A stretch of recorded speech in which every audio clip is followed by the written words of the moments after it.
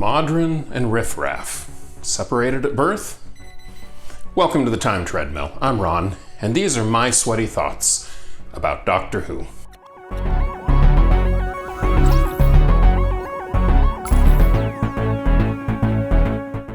I mean, seriously, does not Mawdryn give off a Rocky Horror vibe? Wow.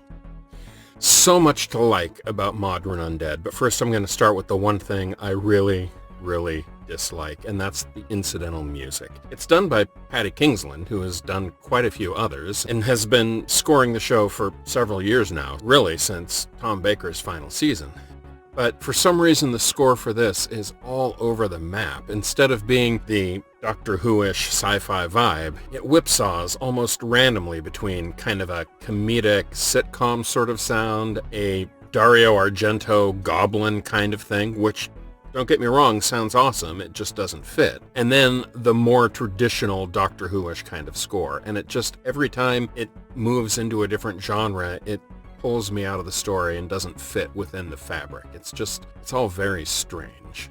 But even for that, setting the score aside, the concept of the story is just perfect Doctor Who. It's set both in 1977 and 1983 at a boys' school in England, and then also on a deep space vessel, and of course inside the TARDIS control room. And best of all, it features the return of Brigadier Alastair Gordon Lethbridge Stewart, although that wasn't originally the intention of this story. The whole reason the story was written to be in a boys' school was that they were going to bring back Ian. But unfortunately, actor William Russell wound up not being available for the story. So then they considered Harry Sullivan, but ultimately wound up with the Brigadier, and I'm delighted they did.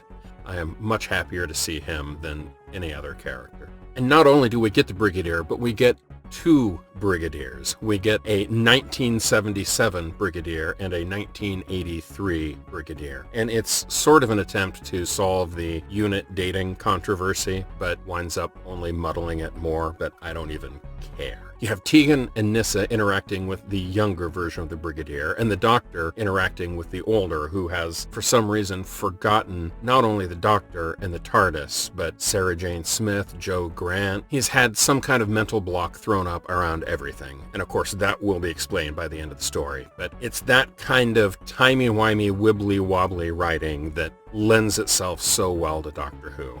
And it's just a treat to watch. And then, to top it all off, we have now the arrival of Turlough.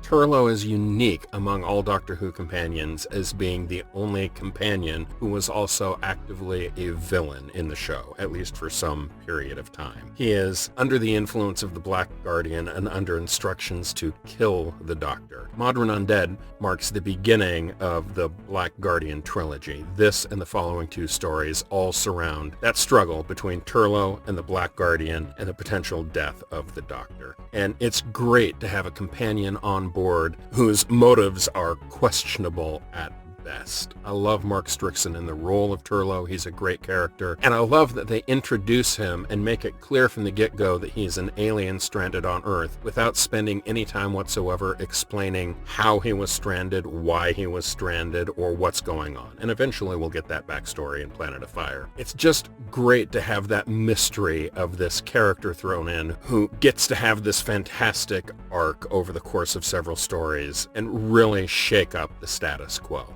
With his entrance, the TARDIS crew is back up to the Doctor plus 3 companions, and it will remain that way for the next story. And then, subsequently, the TARDIS will never have that many active traveling companions again until the arrival of the 13th Doctor. There are a few more things to say about this story, but of course I have to wait till tomorrow for the big explosive reveal, so be sure to come back then. I'll see you.